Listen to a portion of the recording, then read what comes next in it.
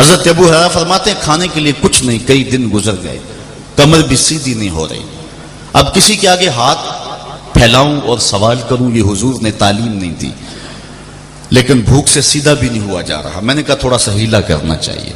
مسجد نبوی کے ایک ایسے زاویے پہ بیٹھ گیا جہاں سے لوگوں کا گزر ہوتا تھا۔ میرا خیال تھا گزرتے ہوئے کوئی شخص میرے سے سلام کرے گا تو میرے چہرے پر کمزوری اور نکاہت کے آثار دیکھ کے میرے مسئلے کو سمجھ جائے گا۔ کہتے ہیں کہ جو بھی آتا سلام لے کے گزر جاتا، کسی نے میرے اندر اترنے کی کوشش نہ کی۔ ہستی پلکوں کے نیچے غم بھی پلتے ہیں، مگر کون دیکھتا ہے اتنی گہرائی میں۔ کہتے ہیں جو بھی آیا گزر گیا۔ خیر میں نے کہا تھوڑا سا ہیلا اور کرنا چاہیے، اب کوئی آئے تو اس سے بات کروں۔ حضرت عمر آ گئے رضی اللہ تعالیٰ عنہ۔ کہتے ہیں میں نے ان سے قرآن مجید کی کسی آیت کے بارے میں سوال کیا، مقصود یہ تھا کہ یہ آیت بھی بتا دیں گے، اس دوران میرے سے ہم کلام ہوں گے، میرے ٹوٹتے ہوئے لہجے سے اندر کی کہانی سمجھ جائیں گے، لیکن وہ شاید جلدی میں تھے، انہوں نے آیت بتائی اور چلے گئے۔ میں پھر پریشان۔ پھر حضرت صدیق اکبر رضی اللہ تعالیٰ عنہ آ گئے۔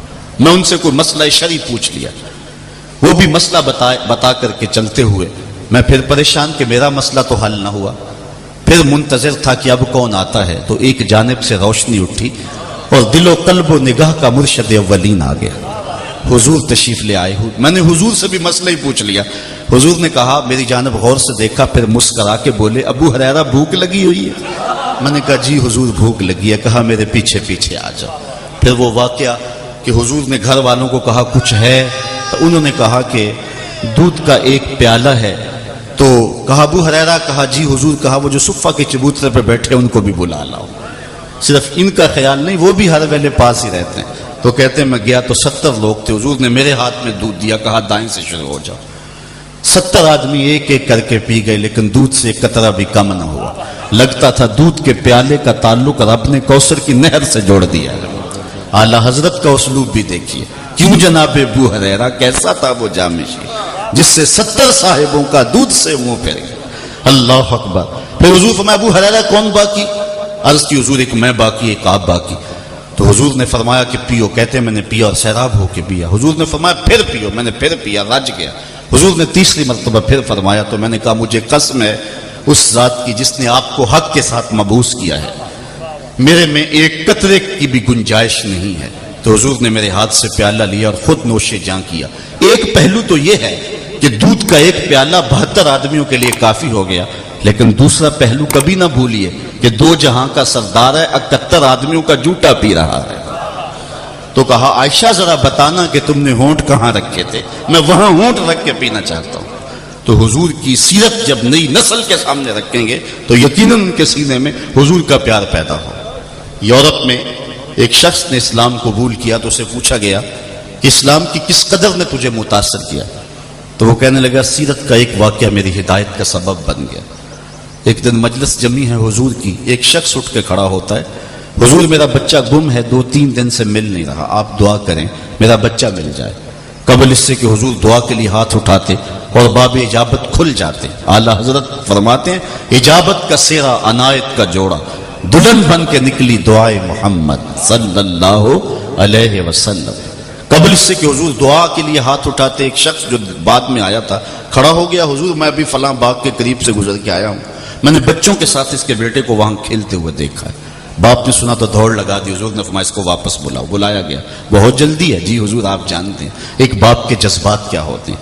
3 دن سے بچھڑا ہے، آنکھیں ترس گئی، 3 دن سے اس کی ماں نے کچھ کھایا نہیں نہ کچھ پیا ہے۔ تڑپتی ہوئی ممتا کی ماری ہوئی ماں کو بھی قرار دینا چاہتا ہوں، خود بھی تسکین پانا چاہتا ہوں۔ فرمایا ضرور جاؤ، تمہارے جذبات سے آگاہ ہوں، لیکن تمہارے بلانے کا بھی ایک مقصد تھا۔ جی حضور ارشاد کیجئے۔ فرمایا جب باغ کے کنارے جاؤ تو بچوں کے ساتھ اپنے بیٹے کو کھیلتا ہوا دیکھو تو اس کو بیٹا کہہ کے آواز نہ دینا، جو نام رکھا اس نام سے پکارنا۔ عرض کی میرا بیٹا ہے، اگر نام بیٹا کہہ کے پکاروں تو حرج بھی کیا ہے؟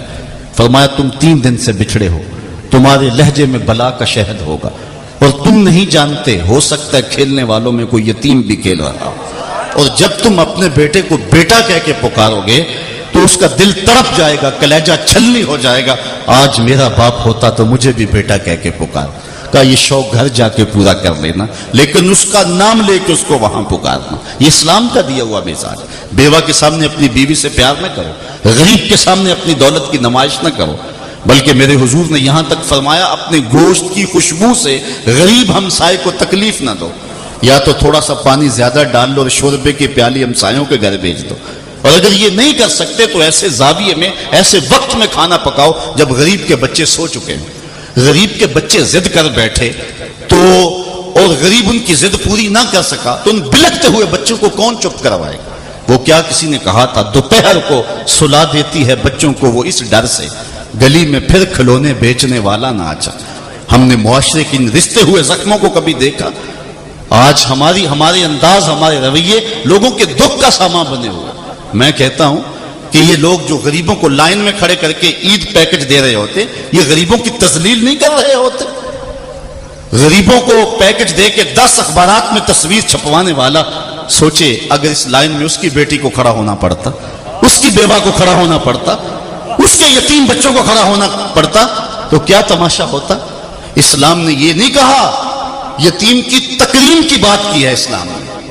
کلا بل لا تکرمون الیتیم، یار بچا ہوا کھانا تو کتے کو بھی ڈالا جا سکتا ہے، بچی ہوئی دیگ آپ مدرسے میں بھیج کے سمجھتے کمال کر لیا، یہ بات نہیں ہے۔ یتیم کی تکریم کی بات ہے، اس کی عزت نفس کی بات ہے۔ بہترین دھرتی پہ وہ گھر ہے جس میں یتیم بھی ہو، اس کی تکریم بھی کی جا رہی ہو، اس چیز کا احساس، اس چیز کا لحاظ رکھا جائے۔ تو حضور کی اس نزاکت قلبیہ پر، اس حضور کے جذبات پر اس نے کہا کہ یہ ایک پیغمبر کی زندگی ہی ہو سکتی ہے۔ یتیم کی نزاکت قلبیہ کا اتنا خیال، اتنا لحاظ، اپنی نئی نسل کو یہ چیزیں بتانی پڑے گی۔ اچھا بات لمبی نہ ہو، میں کہتا ہوں یہ چاروں چیزیں محفل میلاد میں موجود ہیں۔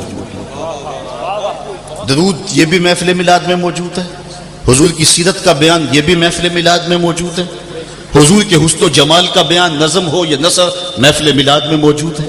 اس طرح حضور علیہ الصلوۃ والسلام کے اوصاف حمیدہ، حضور علیہ الصلوۃ والسلام کے معجزات، کمالات، یہ بھی محفل میلاد کا عنوان ہے۔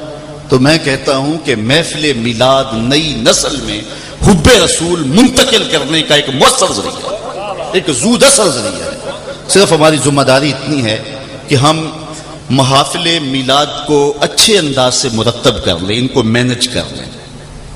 پیشہ ور مقررین اور یہ وہ نعت خوان نہیں بلکہ نعت خون کہ جب پیسے پھینکتے رہیں تو ان کے عشق کو گرمی چڑھتی رہتی، اور جب پھینکنے والے کا جوش ٹھنڈا ہو جاتا ہے تو ان کا بھی پھر جوش ٹھنڈا ہو جاتا ہے، ان کا عشق بھی سرد پڑ جاتا ہے۔ پھر عشق کو گرمی دینی ہو تو 1000 روپے کا نوٹ لیں اور نئی نعت کی فرمائش کریں، پھر تھوڑی سی گرمی آئے گی۔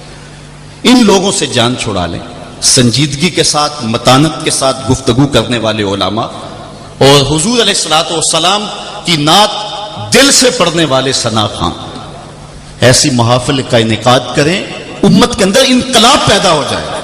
اور یہ بات میں آپ کو بتاؤں کہ اس امت میں جب بھی انقلاب آئے گا نام محمد سے آئے گا۔ اقبال نے اپنا سارا فلسفہ اس پہ نچوڑا ہے، دہر میں اس میں محمد سے اجالا کیا، جب بھی روشنی ہوگی اس نام سے ہوگی۔ اس لیے ہم نے حب رسول کے ورثے کو نئی نسل میں منتقل کرنے کے لیے ان سارے ذرائع کو اختیار کرنا ہے تاکہ ہماری نسل حب رسول کی دولت سے خالی نہ ہو جائے۔ اس مضمون پر یہ چند باتیں عرض کر سکا، اللہ تعالیٰ ان باتوں کو عصر کی شیرین ڈال کے دل میں اتار دے۔ وآخر دعوانا ان الحمدللہ رب العالمین۔ جی جناب، جی بسم اللہ۔ قبلہ صاحبزادہ ذی وقار مجھے کچھ اور دیر کہنے کے لیے ارشاد فرما رہے ہیں، ان کی شفقت، ورنہ میں تو اس قابل نہیں ہوں۔ تو اسی عنوان کو لے کے تھوڑا سا آگے چلتے ہیں، حضور کی محبت کے عنوان کو۔ جی جی، وہ تینوں باتیں، پہلی بات یہ کہ اپنی نسل کے اندر حضور علیہ الصلوۃ والسلام کا پیار منتقل کرنے کے لیے درود و سلام کی ترغیب اپنی اولاد کو دیں۔ دوسری بات، اپنی اولاد کے سینوں میں حضور کا پیار پیدا کرنے کے لیے حضور کے فضائل و مناقب بیان کریں۔ تیسری بات، حضور علیہ الصلوۃ والسلام کے حسن و جمال کا تذکرہ۔ اور چوتھی بات، آقا کریم علیہ الصلوۃ والسلام کی سیرت کے عنوان کو اپنی نئی نسل کے سامنے رکھا جائے، چونکہ جتنی سونی سیرت میرے حضور کی ہے کسی اور کی ہے ہی نہیں۔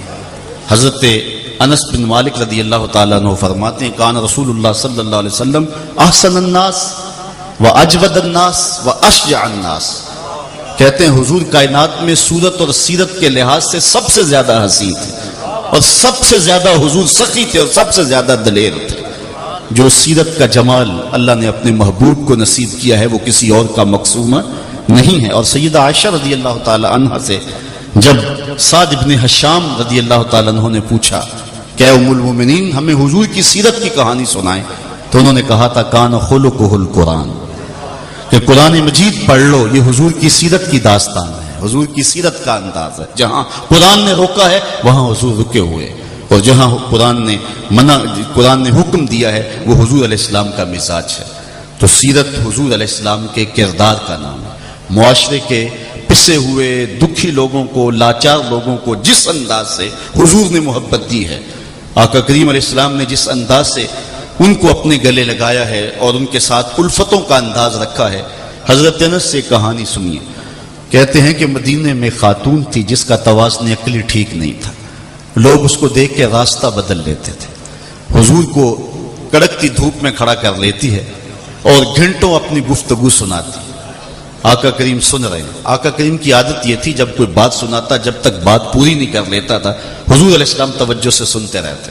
جب کوئی مسافہ کرتا حضور اس سے خود کبھی ہاتھ نہیں چھڑائے تھے، جب وہی چھڑانا چاہتا تو پھر حضور ہاتھ چھوڑتے۔ یہ حضور کا انداز کرم اور حضور کی محبت کے انداز تھے۔